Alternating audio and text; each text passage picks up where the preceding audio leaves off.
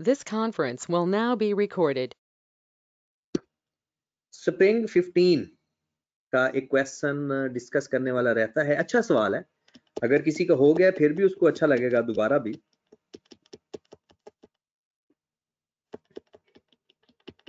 चलें जनाब, question number 6 है आई थिंक IAS 16 का, वो हम देख लेते हैं। क्वेश्चन नंबर 6 जी लिखा हुआ, you have recently appointed a chief financial officer of Al Hafeez limited.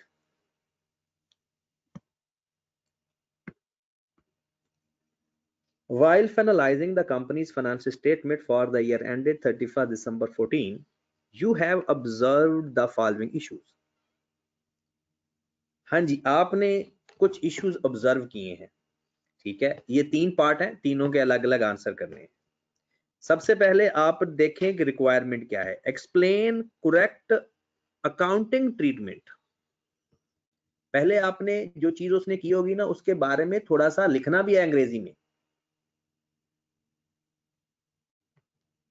I cap ने बहुत ज्यादा लिखा हुआ है, आपने उतना ज्यादा नहीं लिखना, बट इतना एक्सप्लेन करना है कि उसकी रिक्वायरमेंट पूरी हो जाए। एंड वो कहता है with the reference of IAS 16 also prepare necessary journal entries. ये चीज एंट्री भी पास करनी है और एक्सप्लेनेशन भी देनी है। 2 बातें सवाल के अंदर पूछी उसने, एंट्री भी पास करनी है और एक्सप्लेनेशन भी देनी है। अब आ जाओ सवाल पे। 3 पार्ट है, तीनों अलग अलग है। 14 मार्क्स का ये क्वेश्चन आया था पेपर में। पहला इशू जी, plant and equipment include. Plant and equipment में एक मशीन लिखी हुई है A31 जिसकी कैरिंग अमाउंट 918400 लिखी हुई है। कैरिंग अमाउंट मतलब book value. Which was fabricated in house. Fabricated in house का मतलब है अब खुद ही बनाई है। Feb 2014 में by using existing plant and machinery, यानी अपने ही प्लांट एंड मशीनरी इस्तेमाल करके एक मशीन बनाई है A31। अब मशीन बनाने के ऊपर जो खर्चा आया ना, उसकी वो डिटेल बता रहा है। डायरेक्ट मटेरियल जो लगा और लेबर 656,000। डेप्रिसिएशन एग्जिस्टिंग प्लांट, आपको अगर कोई एसेट किसी और एसेट को बनाने के लिए काम करता है, चाहे इन्वेंट्री या कोई नॉन करंट एसेट, उस एसेट की डेप्रिसिएशन बनने वाले एसेट की कॉस्ट का हिस्सा होती है। बात समझ लगी ना? यानी एक एसेट किसी और एसेट को बना रहा है, तो जो एसेट इस्तेमाल हो रहा है उसकी डेप्रिसिएशन फिर अदर एक्सपेंस में नहीं जाएगी, बल्कि उस एसेट का हिस्सा बन जाएगी। ठीक है, एडमिन कॉस्ट ऐड नहीं करनी चाहिए, ये उससे गलती होगी। 1,40,000 एडमिन कॉस्ट आई है। उसने ये जो लिखा हुआ है ना एड पे, कैरिंग वैल्यू जो फाइंड की है उसने, उसकी डिटेल बता रहा है और उसमें उसने एडमिन कॉस्ट ऐड कर दी है, गलती हो गई। 20% profit normally charge to customer, मतलब कि अगर वो चीज बेचता है कस्टमर को तो 20% प्रॉफिट पे बेचता है। अब तो वो खुद इस्तेमाल कर रहा है ना अपने, कहता है अगर बेचेगा, बनाकर बेचेगा कस्टमर को तो 20% प्रॉफिट पे बेचेगा। आप मुझे बताएं, हम अपना ही एसेट कॉस्ट पे रिकॉर्ड करते हैं या सेल वैल्यू पे रिकॉर्ड करते हैं? हाँ जी जनाब, हमेशा कॉस्ट पे रिकॉर्ड करते हैं, ये सबको पता है आपको। तो इसका मतलब है कि जो 20% प्रॉफिट है, जो 20% प्रॉफिट है जो हम एज उसको चार्ज करेंगे कस्टमर को, वो हमारे प्रॉफिट का हिस्सा, हमारी कॉस्ट का हिस्सा नहीं है। ये भी हम रिवर्स कर देंगे। उसने सबको ऐड करके कॉस्ट बनाई 984,000 और फिर 10% के हिसाब से 8 महीनों की डेप्रिसिएशन ली और कॉस्ट में से डेप्रिसिएशन माइनस करके बुक वैल्यू फाइंड करके ऊपर बता दी कि जनाब 918,400 है। अब हम देखेंगे कि पहली बात तो ये है, पहली बात तो ये है कि जो डेप्रिसिएशन है, जो डेप्रिसिएशन है एग्जिस्टिंग प्लांट एंड मशीनरी की वो तो ऐड करेंगे क्योंकि वो एसेट को बना रहा है, यूज उसी में हो रहा है। दूसरा डेप्रिसिएशन आपको पता है चार्ज करते हैं हम जब एसेट अवेलेबल फॉर यूज होता है। Got it. अब उसने डिटेल में बताई, पहले हमें दो गलतियां मिल गई। एक गलती मिली कि 1,40,000 उसने एसेट में ऐड किया हुआ है, हम उसको निकाल देंगे। अब मुझे बताएं 1,40,000 से मैं एसेट को डेबिट करूंगा या क्रेडिट? पहले एसेट डेबिट हुआ है, ज्यादा लिखा हुआ है। अब मैं क्या करूंगा, एडमिन कॉस्ट को डेबिट करूंगा क्योंकि वो एक्सपेंस था, वो नहीं हुआ, वो डेबिट करूंगा, और जो उसने गलत डेबिट किया हुआ है वो मैं कर दूंगा क्रेडिट। तो एंट्री पास हो जाएगी, इसे बोलते हैं रेक्टिफाइंग एंट्री। रेक्टिफाइंग एंट्री क्या पास होगी, admin cost debit, machine credit. फिर जो प्रॉफिट से प्रॉफिट भी ऐड हुआ है 20% प्रॉफिट टू कस्टमर, वो भी मैं मशीन को क्रेडिट कर दूंगा 164,000 से, और जो 20% प्रॉफिट है चार्ज टू कस्टमर, कस्टमर को डेबिट कर दूंगा। फिर आ जाता है, या प्रॉफिट एंड लॉस अकाउंट को डेबिट कर दूंगा। फिर आ जाता है जनाब material cost include material lost by fire. वो कहता है ऊपर जो मटेरियल लगा हुआ है ना, उसमें से 40,000 का मटेरियल तो जाया हो गया था आग लगने से। एक बात याद रखें, अगर कोई छोटी मोटी नॉर्मल वेस्टेज होती ना, हम उसको कुछ नहीं करते, इग्नोर करते हैं, उसको एसिड की कॉस्ट में रहने देते हैं। देखो ये तो 40,000 का मटेरियल, और वो भी बाय फायर। बाय फायर का मतलब है अब अनएक्सपेक्टेड लॉस है। तो ये जो 40,000 का लॉस हुआ है और उसने वो भी मशीन की कॉस्ट के अंदर ऐड कर दिया, ये भी गलती हो गई। इस अमाउंट से भी मशीन को क्रेडिट कर देंगे और लॉस को डेबिट कर देंगे। डन। देखिए 7 नंबर उसने कितने आसान पूछे हैं। अगली बात कहता है fabricated machine transfer to available for use 1 March 2014 और कमर्शियल प्रोडक्शन स्टार्ट की है 1 मई 2014। आप मुझे बताएं कितने महीनों की डेप्रिसिएशन बनती है इस हिसाब से?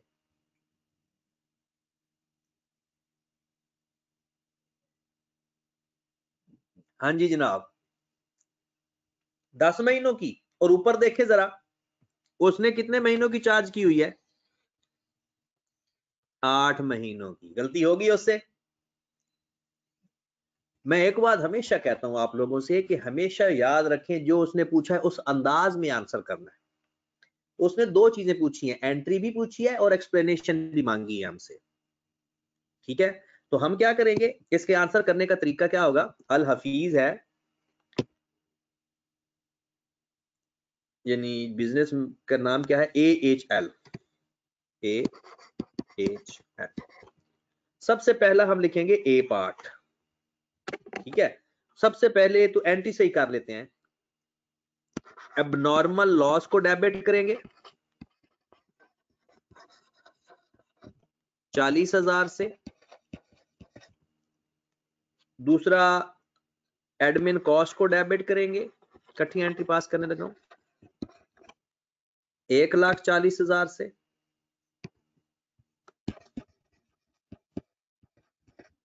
वो जो 20% प्रॉफिट उसने लिख दिया, उसमें ऐड कर दिया गलती से 20% प्रॉफिट कस्टमर वाला 164,000 से। इसको आप प्रॉफिट एंड लॉस अकाउंट भी लिख सकते हो। फिर आ गया जनाब, और कौन सी चीज है? खत्म होगी बात, सारी चीजें होगी। डेप्रिसिएशन बाद में देखते हैं, 1 2 3 4 3, और मशीन को क्रेडिट कर देंगे। इन सबको ऐड कर दो जरा, कितना बनता है? 344,000। ओके, इसका मतलब है ये जो 344,000 है ना, मशीन में गलत ऐड हुआ है। ये 344,000 मशीन में गलत ऐड हुआ है। तो मशीन जितने से हमने क्रेडिट कर दी, दूसरी एंट्री पास करेंगे डेप्रिसिएशन की। उसने जो एंट्री पास की है उसको भी देख लेते हैं। देखें, उसने कॉस्ट निकाली थी 984,000। 984,000 जिसमें से 344,000 माइनस कर देते हैं। तो करेक्ट अमाउंट कौन सी बन रही है?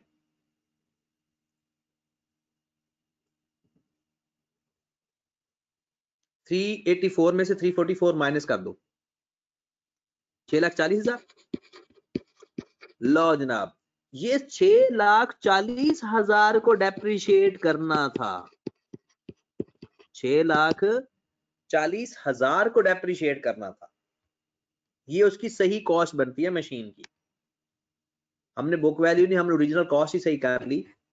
तो जरा 10% लेकर 10/12 करे, कितनी डेप्रिशिएशन बनती है? 53,333। उसने डेप्रिसिएशन कितनी चार्ज की हुई है? 5,6,5,600। तो बताएं डेप्रिसिएशन ज्यादा चार्ज की है उसने या कम? बनती थी 53,333, उसने चार्ज की हुई है 6,566। Got it? जितनी ज्यादा डेप्रिसिएशन चार्ज की हुई है रिवर्स कर दो। जितनी डेप्रिसिएशन ज्यादा चार्ज की हुई है, दूसरी एंट्री, हाँ जी, मशीन या accumulated depreciation debit, depreciation credit, कितनी अमाउंट से? 12,267,1226। लो जनाब, एंट्री पास हो गई।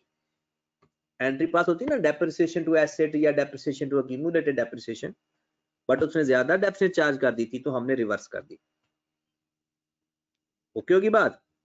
चले जनाब, एंट्री पास हो गई, एक्सप्लेनेशन भी लिखनी है। आज सवाल एक नहीं है, सवाल दो हैं। कहता है वो मसाइल एक्सप्लेन करें और फिर उसके बाद एंट्री पास करें। अब वो एक्सप्लेनेशन दे देते हैं।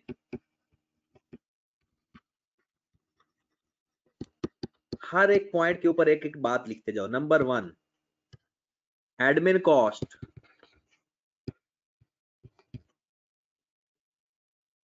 And 20% profit charge to machine, charge to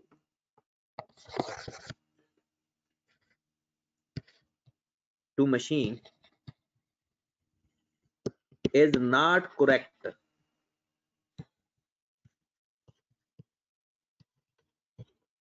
These expenses are charged to, बल्कि यहां पर एक और भी लिख लो, सारे अब नॉर्मल लॉस भी लिख लो, 3 है ना, अब नॉर्मल लॉस भी लिख लो।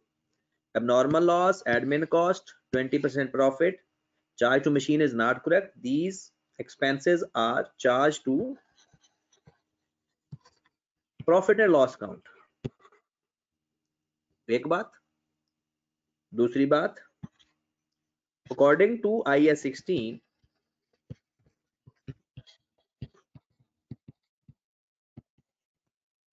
depreciation start when asset available for use.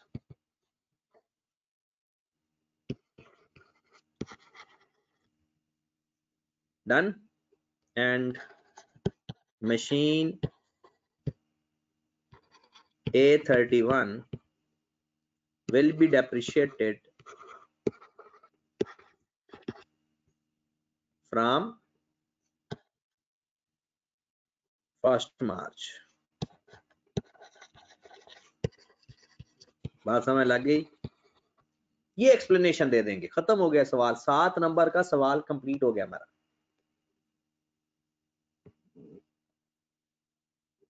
जो हमने एक्सपेंसेस नहीं लिखने थे वो लिखने के, ये एक्सपेंस नहीं, एसेट की कॉस्ट ऐसा नहीं थी, और जो उसने स्टैंडर्ड का रूल फॉलो नहीं किया वो भी लिख दिया, बस खत्म। अब आ जाते हैं नेक्स्ट पार्ट पे, B part.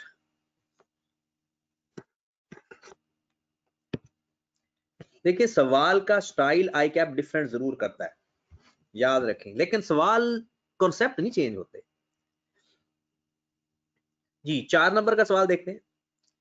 AHL provides transportation services to its factory worker। through its fleet of 6 buses. The buses are depreciated on straight line basis. The end of the last year, आखिरी साल के end पे, the buses carrying value 7 million and remaining useful life 5 years. कुछ students कह रहे हैं कि sir depreciation का दोबारा बता दें। ये सवाल करवा के ना फिर मैं थोड़ा सा उसको एक्सप्लेन कर देता हूँ। हाँ जी जनाब, 7 मिलियन उसकी कैरिंग वैल्यू है और यूजफुल लाइफ उसकी 5 साल है रिमेनिंग। आपको पता है स्ट्रेट लाइन मेथड दो तरह से करते होते हैं। ओरिजिनल कॉस्ट को ओरिजिनल लाइफ पे डिवाइड कर दो या बुक वैल्यू को रिमेनिंग लाइफ पे डिवाइड कर दो, एक ही बात होती है। कहते हैं 1 जुलाई 2014 को, यानी इसी साल की बात हो रही है, लोकल गवर्नमेंट ने एक कानून नाफिज कर दिया कि जनाब जितनी भी ट्रांसपोर्ट की कंपनीज हैं वो अपनी रेगुलर इंस्पेक्शन करवाएंगी और हर 3 साल बाद इंस्पेक्शन करवाएंगी जितनी भी बसेज होंगी। An inspection exercise of the fleet of the buses was undertaken और हमने 1 सितंबर 2014 को 1.8 मिलियन की इंस्पेक्शन करवाई। This amount was capitalized in the carrying amount of the buses. एक बात याद रखें, ऐसा कोई खर्चा जो कि कंपलसरी हो जाए, नेसेसरी हो जाए, उसके बगैर आपका एसेट यूटिलाइज नहीं हो सकता, वो एसेट की कॉस्ट का हिस्सा बन जाएगा। और उसने लिखा है कि उसने कैपिटलाइज कर दिया है, उसने ये बात लिखी है कि उसने उसको कैपिटलाइज कर दिया है। इसका मतलब ये हुआ कि ये बात तो ठीक की उसने, गलत नहीं की। इसमें इस स्टेटमेंट में कोई गलती नहीं है, हमने सिर्फ एंट्री पास करनी है बस। एक एसेट को कैपिटलाइज करने की एंट्री पास कर दे, क्योंकि उसने कहा है ना कि पास करो जर्नल एंट्रीज अगर कहीं जरूरत है तो, और एक उसकी डेप्रिसिएशन की एंट्री पास कर देते हैं। बिल्कुल सादा सी बात है, गलती इसमें कोई नहीं है, क्योंकि गवर्नमेंट ने कानून नाफिज कर दिया कि भाई आपने इंस्पेक्शन करवानी है। हाँ, एक बात है इसमें कि जो इंस्पेक्शन है वो हो रही है हर 3 साल बाद। गाड़ी की लाइफ 5 साल है, तो गाड़ी 5 पे डिवाइड होगी और इंस्पेक्शन कॉस्ट 3 पे डिवाइड होगी, क्योंकि उसकी लाइफ ही 3 है। दोबारा फिर 3 साल बाद, आपको याद होगा हमने कुछ क्वेश्चन पढ़े हुए हैं कि जो सवाल कि अगर एक ही एसेट है उसके ऊपर डिफरेंट पार्ट्स हैं और उनकी लाइफ डिफरेंट है तो उनको हम डिफरेंट उसी तरह से डेप्रिशिएट करते हैं। ठीक है जनाब, तो इसके बारे में सबसे पहले तो हम लिखेंगे कि जो गवर्नमेंट जो कॉस्ट आई है 1.8 मिलियन चार्ज टू बसेस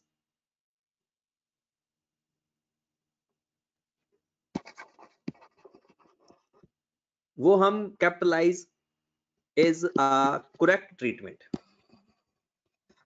अच्छा, एक मैसेज मुझे मिला है कि सर इससे एफिशिएंसी तो नहीं बढ़ी। एक बात याद रखें, आपको शायद याद होगा जब बाद में कोई खर्चा होता है ना, उसके लिए सिर्फ एफिशिएंसी कंपल्सरी नहीं है।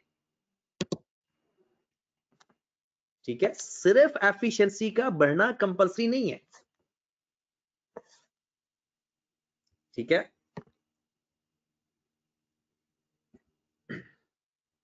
तो एक बात याद रखनी है, एक मिनट। हाँ जी,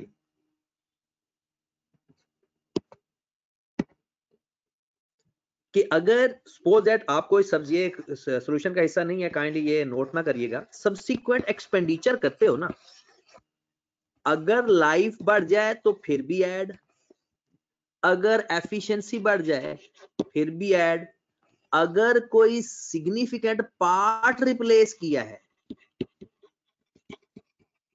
वो भी ऐड कर देते हैं, और अगर कोई कंपल्शन आ जाए गवर्नमेंट की तरफ से, ये स्टैंडर्ड में नहीं लिखा हुआ, लेकिन आप देखिए ना कि अगर गवर्नमेंट की तरफ से आप वो उसका इंस्पेक्शन नहीं करवाते तो वो आपको चलवाने नहीं देंगे, उसका सर्टिफिकेट मांगेंगे आपसे। ठीक है, तो इसलिए ये उसकी एसेट की कॉस्ट का हिस्सा बना देंगे, क्योंकि गाड़ियां इंस्पेक्शन के बगैर अब नहीं चल सकती। अब इसकी जर्नल एंट्री क्या पास करेंगे? सिंपल सी बात है, जो इंस्पेक्शन पे आपका खर्चा हुआ है ना, वो आपने बसेस को डेबिट कर देना है। जो खर्चा हुआ है ना आपका, वो सिंपल आपने किसको डेबिट कर देना, बसेस को, और कैश क्रेडिट कर देना है 1.8 मिलियन से। डन। फिर डेप्रिसिएशन लेंगे, डेप्रिसिएशन टू अक्यूमुलेटेड डेप्रिसिएशन या डेप्रिसिएशन टू बसेस, वो जरा देख लो। 7 को 5 पे डिवाइड करेंगे, 7 को 5 पे डिवाइड करेंगे। वजह क्योंकि उसकी रिमेनिंग लाइफ 5 साल रहती है। कितना आ गया 7 डिवाइड बाय 5,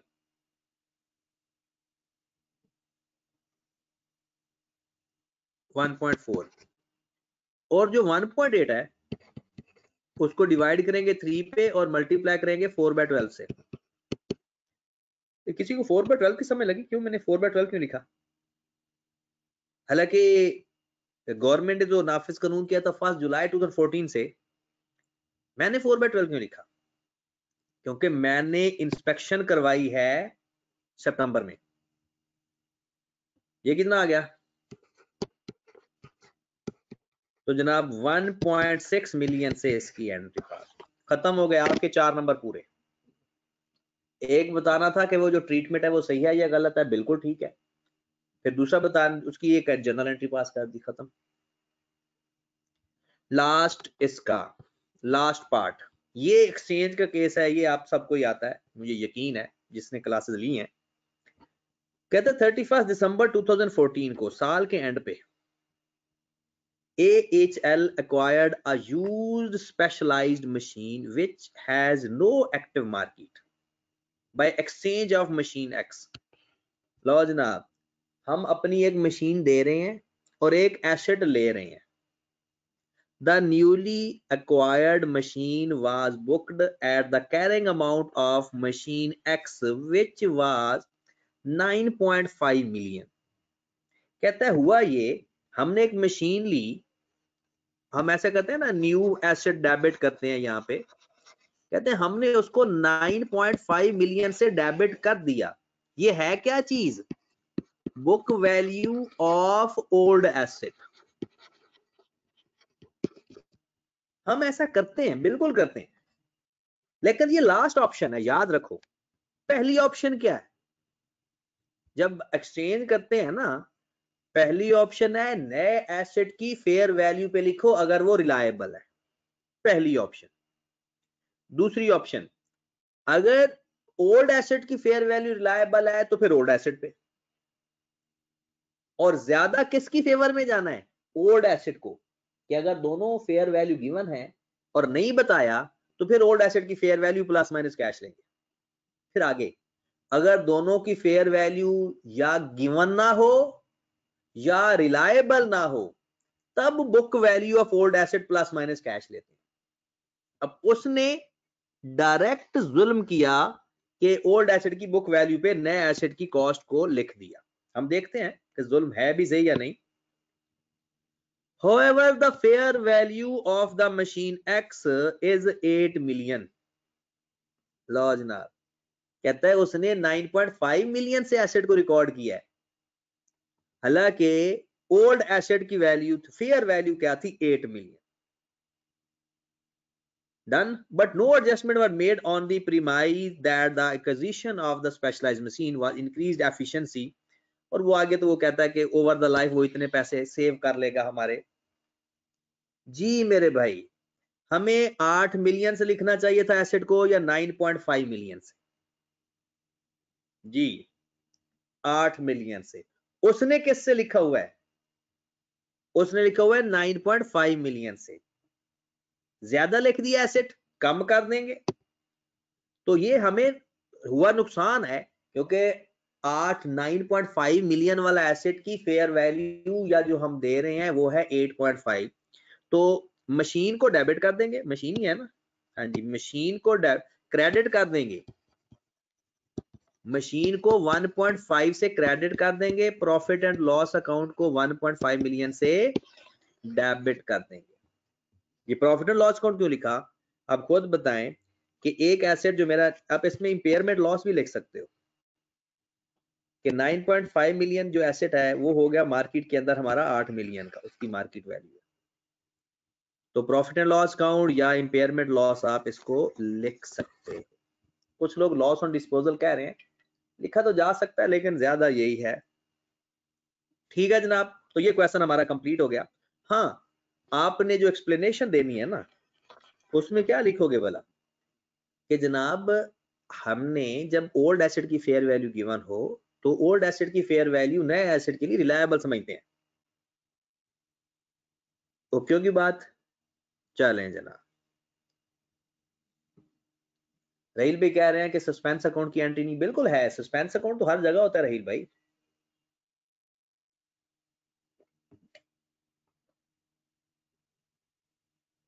चलें जनाब, हमारा क्वेश्चन पूरा हो गया। 2015 का ये सवाल रहता था हमारा, खत्म हो गया। अब आ जाएं नेक्स्ट क्वेश्चन पे। कुछ लोग मैच की रिक्वेस्ट कर रहे हैं, मुझे मैच देखने में कोई प्रॉब्लम नहीं अगर ये सवाल आप कर लो तो, ठीक है। फिर ऐसा करो कि स्प्रिंग 2016 का ये आपने खुद करना है, इसका कैश फ्लो का सवाल आपने कर लिया। कौन सा सवाल करवा देना है? ये 2016 वाला कैश फ्लो वाला ओवरव्यू दे दें बस, बच्चों को ज्यादा कर रही। आपने किया था या नहीं, सवाल किया था या नहीं? नो सर, मैंने नहीं किया। सवाल क्या करोगे,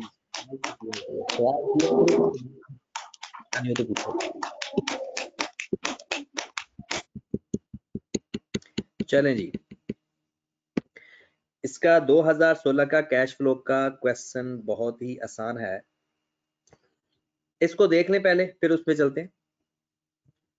इसमें उसने कहा है कि ये मशीन है उसकी पहले कॉस्ट फाइंड करनी है, ये इसके अंदर थोड़ा सा चेंज इन एस्टिमेशन भी है, मैं थोड़ा सा ओवरव्यू इसका दे देता हूँ। लिस्ट प्राइस है, ओके, फ्रेट चार्जेस इसमें ऐड कर देंगे, इंस्टॉलेशन कॉस्ट इसमें ऐड कर देंगे, स्टाफ ट्रेनिंग कॉस्ट इसमें ऐड करेंगे या नहीं, स्टाफ ट्रेनिंग ऐड होगी या नहीं? जी बिल्कुल नहीं होगी, बिल्कुल सही फरमाया सबने, स्टाफ ट्रेनिंग कॉस्ट कभी भी ऐड नहीं होती, कभी भी नहीं।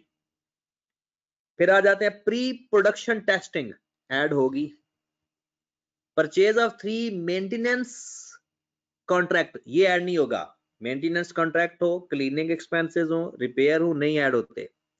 उसके बाद उसने कहा जी एस्टिमेटेड रेजिडुअल वैल्यू बता दी।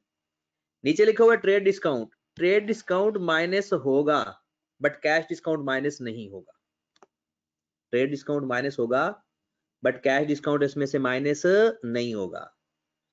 तो एस्टिमेटेड लाइफ है आवर्स के अंदर 12,000 घंटे, लाइफ गिवन हो तो साल गिवन हो तो साल पे डिवाइड कर देते हैं, घंटे गिवन हो तो घंटों पे डिवाइड, और अगर यूनिट गिवन हो तो यूनिट पे डिवाइड।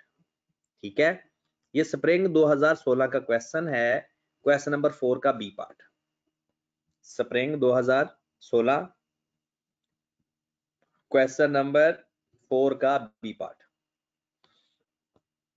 आगे सवाल देखें, कहते हैं कि machine hours used during the year, कहते हैं 2013 में, 14 में और 15 में ये घंटे इस्तेमाल हो गए हैं। 2013 में 2000 घंटे इस्तेमाल हो गए, 2014 में 3200 और 2015 में 1400। कहता है, और 31 दिसंबर हमारा ईयर एंड है, कहता है 1 जनवरी 2015 को ना डेल्टा ने अपग्रेड मशीन की नया कंपोनेंट लगाकर, और जिसकी कॉस्ट थी ये 1,753,000। कहते हैं इस अपग्रेडेशन से reduction in the production time per unit, कहता है प्रोडक्शन टाइम कम हो गया, तो बताओ ये सब्सिक्वेंट एक्सपेंडिचर ऐड करेंगे या नहीं? उसने मशीन अपग्रेड की जनवरी के अंदर, जिससे उसका प्रोडक्शन टाइम पहले से सेव हो गया, बिल्कुल ऐड करेंगे क्योंकि एफिशिएंसी बढ़ गई है। ठीक है, अगर एफिशिएंसी पे कोई फर्क ना पड़ता होता, अब देखो ना 3 चीजें हैं मेन। अब the upgrade also increase the estimated remaining life, remaining life ये देखे टोटल लाइफ नहीं, रिमेनिंग लाइफ 8,000 मशीन आवर्स। कहता है पहले जितने भी बाकी इस्तेमाल हो गए थे, बाकी बच गए थे, लेकिन कहता है कि 2015 के शुरू में ना 8000 घंटे मजीद मशीन चल सकती है और उसकी जो रेजिडुअल वैल्यू है वो भी चेंज होगी। ये सब्सिक्वेंट एक्सपेंडिचर के साथ साथ चेंज इन एस्टिमेशन भी है। कोई बात नहीं, कर लेते हैं। कहता है आपने करना क्या है, कहता है 3 सालों के अंदर compute the relevant amounts to be included in income statement में और फाइनेंशियल पोजीशन में क्या क्या अमाउंट जानी है। कैलकुलेटर निकालें जल्दी से, शाबाश। सबसे पहले तो लिस्ट प्राइस का 5% माइनस कर दें प्री डिस्काउंट, यानी जितनी लिस्ट प्राइस गिवन है ना इसका 95% लें, प्लस 263 प्लस 245 प्लस 193। बताएं कितनी एसेट की कॉस्ट बनती है।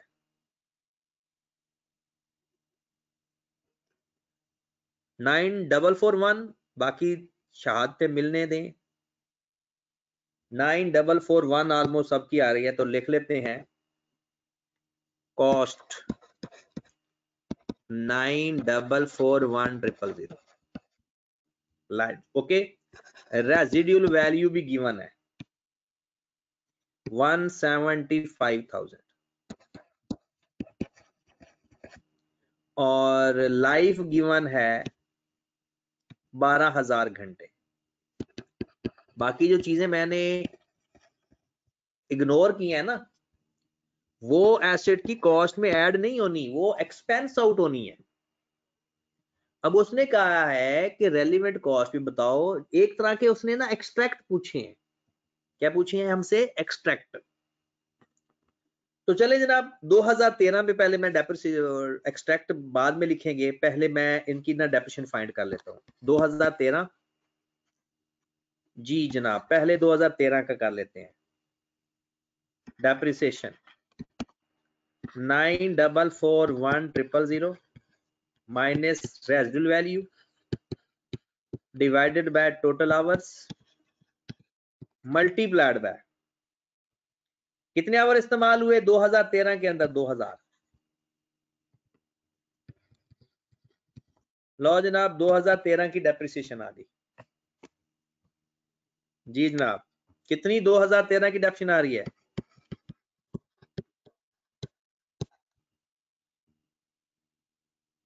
डन। 2014 में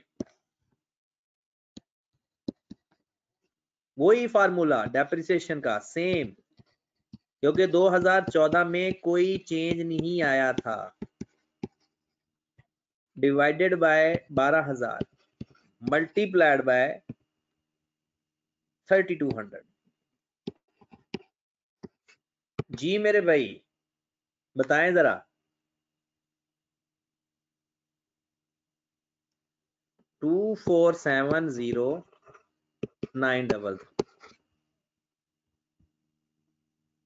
अब आ गया change, that is change in estimation. सबसे पहले कोई बताएगा चेंज इन एस्टिमेशन का पहला स्टेप क्या होता है? चेंज इन एस्टिमेशन का पहला स्टेप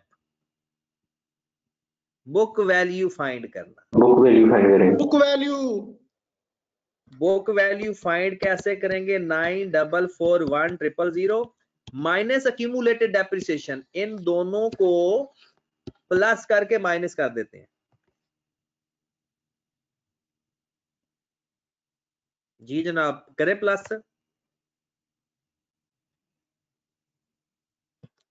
5425,734। तो कितनी बुक वैल्यू आ गई? ये बुक वैल्यू बताइए, ये डेप्रिसिएशन को प्लस करके बताया? ये मुझे लगता है बुक वैल्यू बताइए सर 5425,734 सर यही आ रही है। बुक वैल्यू है या डेप्रिसिएशन कैलकुलेशन है? सर ये बुक वैल्यू। चलो ये बुक वैल्यू आ गई। इसमें से ये भी माइनस कर दिया और ये भी माइनस कर दिया। डन। अगला स्टेप हो गया 5425,734 बुक वैल्यू।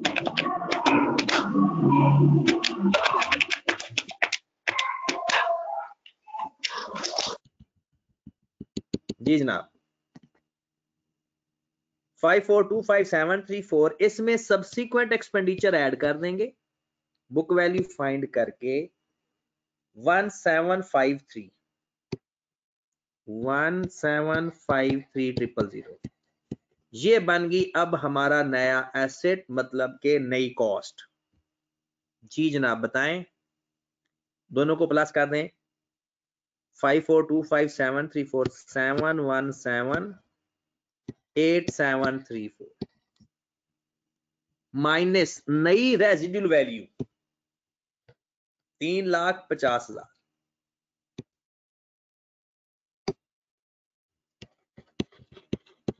ओवर नई लाइफ उसने कहा है अब 8,000 घंटे है। नई लाइफ कितनी है? 8,000 घंटे। 8534 मल्टीप्लाई है 1400 2015 में 1400 घंटे इस्तेमाल हुई 1400 1195,028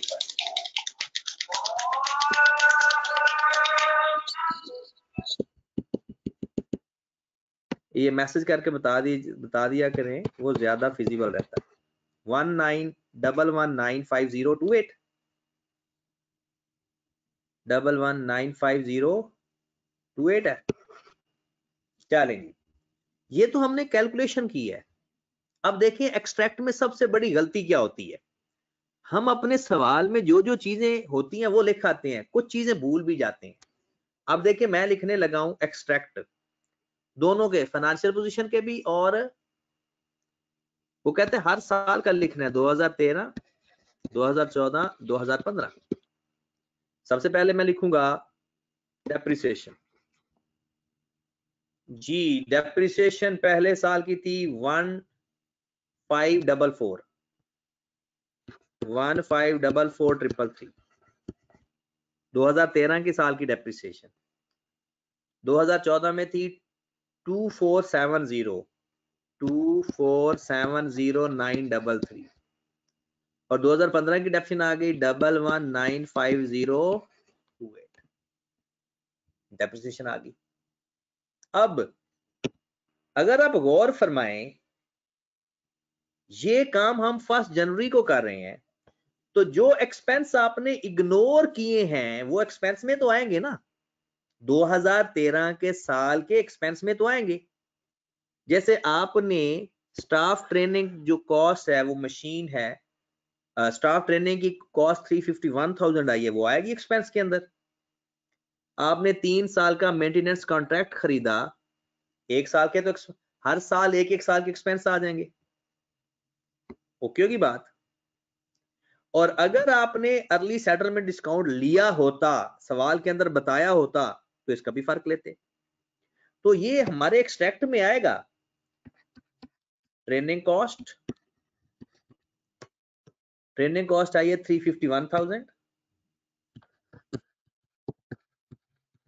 मेंटेनेंस कॉस्ट हाँ जी 3 पे डिवाइड कर दें, 528,000 को 3 पे डिवाइड कर दें, 176 हर साल आ जाएगी, 176 ओके होगी बात। और तो कोई एक्सपेंस नहीं है ना, बस डेप्रिसिएशन जो खर्चे हमने ऐड नहीं किए वो उसका तो हमने लेना ही लेना है इफेक्ट। अब आ जाते हैं स्टेटमेंट ऑफ फाइनेंशियल पोजीशन, भी इंटरेस्टिंग है। और अक्सर स्टूडेंट क्या करके आए थे पेपर में, सिर्फ ये लिख कर आ गए थे। हालांकि उसने कहा था all amounts relevant to SOCI और एसओएफपी, ये था एसओसीआई का एक्सट्रैक्ट। अब आ जाएं एसओएफपी के एक्सट्रैक्ट के, उसमें भी इंटरेस्टिंग चीजें हैं। पहली मैं लिखने लगा हूं, देखते हैं आप कौन कौन उसको वेरीफाई कर पाता है। 2013, 2014, 2015 जी जनाब 2013 में कॉस्ट कितनी थी? 2013 में कॉस्ट कितनी थी? 9,441 यहां पर लिख लेते हैं कॉस्ट लेस अक्यूमुलेटेड डेप्रिसिएशन। 2013 में थी कॉस्ट 9,441,000 और डेप्रिसिएशन कितनी थी? डेप्रिसिएशन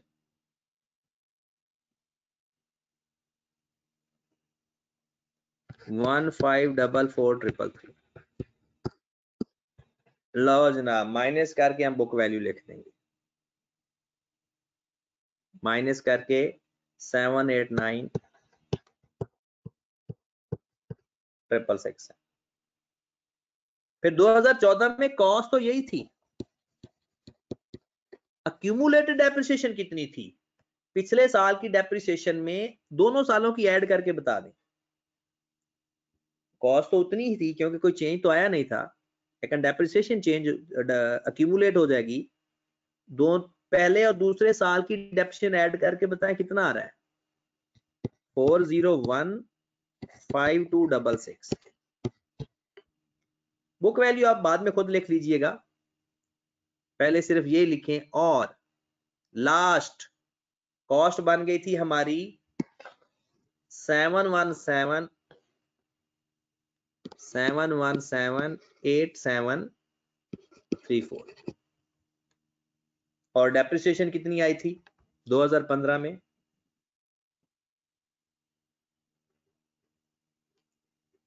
दो 2015 की डेप्रिसिएशन बता दें।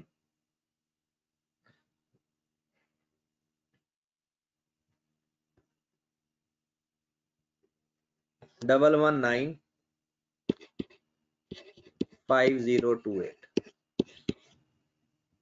यहां पर आपने बुक वैल्यू भी लिखनी है। अब फिर वही बात स्टूडेंट से लिखेंगे।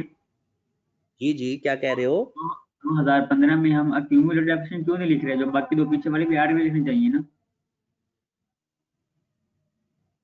हाँ जी, ऐड करके लिखेंगे, माजरत सर ये आप जी सर, ये बनती है 5210,294।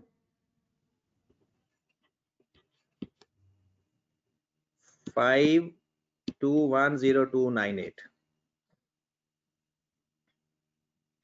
नहीं वो तो नहीं लिखेंगे यार, इसी साल के लिखेंगे, वो इसी साल के एक्यूमुलेट नहीं करेंगे भाई। क्या हो गया आपको हमजा भाई?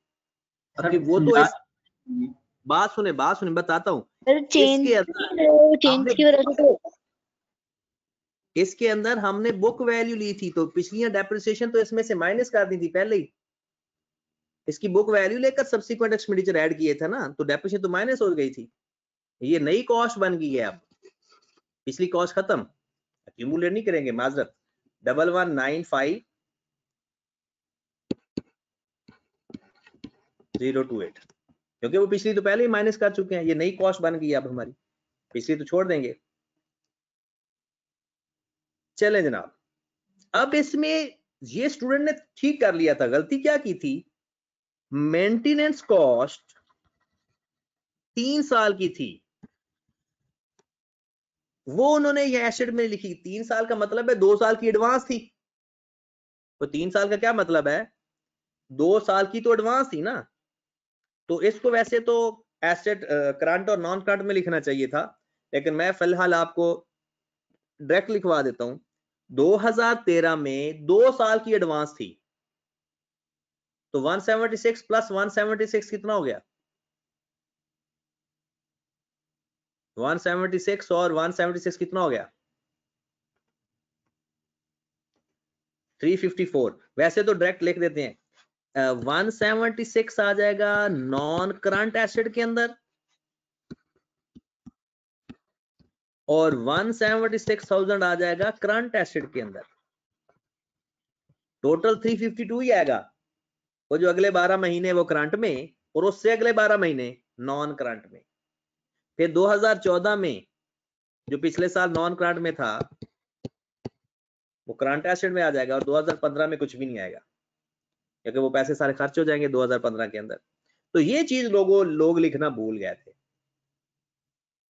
ओके होगी बात? चलें जनाब, ये क्वेश्चन भी हमारा पूरा हो गया। अब आ जाते हैं, इसमें कैश फ्लो का तो बड़ा आसान सा क्वेश्चन था, जिस बंदे ने नहीं किया ना वो काइंडली करने की कोशिश करे, इसमें कोई भी ट्रिकी पॉइंट नहीं था, इस सवाल के अंदर कोई भी ट्रिकी पॉइंट नहीं है, बिल्कुल स्ट्रेट फॉरवर्ड सवाल है ये। ठीक है, आप ऐसा करो, इसको कंप्लीट करो, अगर कोई बात ना समझ लगे तो मैं करवा दूंगा। मैं बिल्कुल, अभी आपने जाना नहीं है, जरा ठहरो, जो कल का काम है वो देख लो, जो आपने सवाल नहीं करने, कल आपने 2 पेपर करने हैं काइंडली, और मैं कल से सिर्फ आपको आपके मसाइल पूछा करूंगा। जी जनाब, जो आपका सवाल है ना क्वेश्चन नंबर 1, वो आपने नहीं करना, क्वेश्चन नंबर 1 आपने नहीं करना, ठीक है, 2017 का। उसके बाद क्वेश्चन नंबर 2 इंपॉर्टेंट क्वेश्चन है, ये हमने किया हुआ है, ये आपने करना है। ऑटम 17 का बता रहा हूं अभी, ये क्वेश्चन नंबर 2 आपने करना है, ये हमने किया भी हुआ है। उसके बाद क्वेश्चन नंबर 3 देखने दें, क्वेश्चन नंबर 3 आपने नहीं करना, क्वेश्चन नंबर 3 आपने नहीं करना, मैं ऊपर लिख देता हूं। ऑटम 17 जो क्वेश्चन हमने करने हैं, पहला क्वेश्चन नंबर 2, फिर उसके बाद आपने जनाब क्वेश्चन नंबर 4 नहीं करना,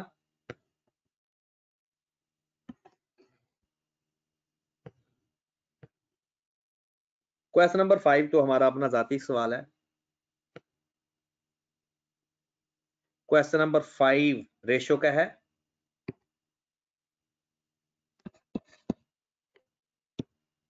ये आपने करना है कल। क्वेश्चन नंबर 6 नहीं करना, क्वेश्चन नंबर 6 नहीं करना,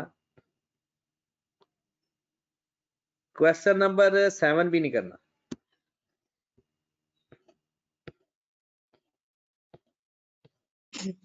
सर काइंडली बता दें, ये वैसे करने ही नहीं है या अभी के लिए नहीं करना? करने ही नहीं है, ये हमारे सिलेबस में खत्म हो चुके हैं। तो ऑटम 2017 के बस 2 सवाल आपने करने हैं, ठीक है। अब आ जाओ मार्च 2017 पे, मार्च 2017। जी जनाब, सबसे पहला बड़ा कमाल सवाल है, ये करना है आपने, क्वेश्चन नंबर 1 ये करना है। ये अब आगे सारे सवाल करने वाले आना शुरू हो जाएंगे। फिर मेरे भाई आपने 2 नहीं करना, 2 नहीं करना। कुछ लोग अपने सवाल पूछ रहे हैं, बस 2 मिनट मुझे दें, मैं ये सवाल आपको करवाता हूँ। 3 भी नहीं करना,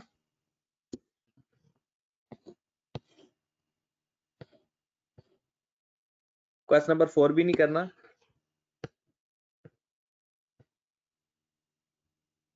उसके बाद क्वेश्चन नंबर 5 भी नहीं करना,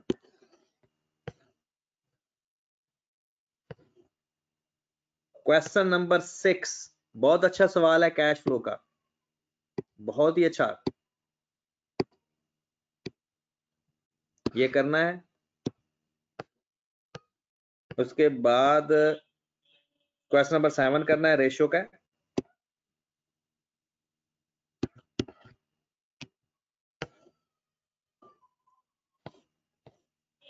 खत्म। लो मेरे भाई, 3 सवाल मार्च 17 के हैं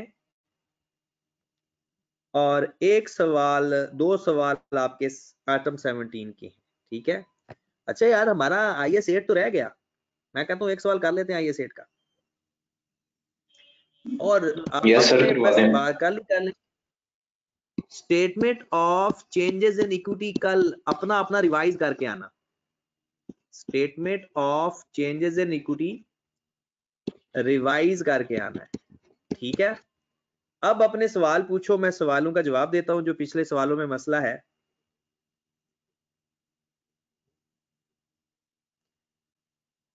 मेंटेनेंस कॉस्ट अब क्या कहता है, देखो हमने एडवांस में पैसे पे किए हैं, तो ये तो प्री पेड हुआ, लायबिलिटी तो ना हुई, ये प्री पेड हुआ।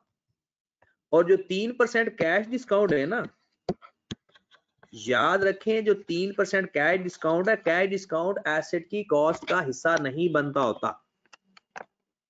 हाँ, अगर वो रिसीव होता, उसने कुछ नहीं बताया हुआ, तो रिसीव होता तो हम लिखते, उसने कुछ बताया ही नहीं। ठीक है, ठीक है जनाब, अभी आप फिर मैच एंजॉय करो।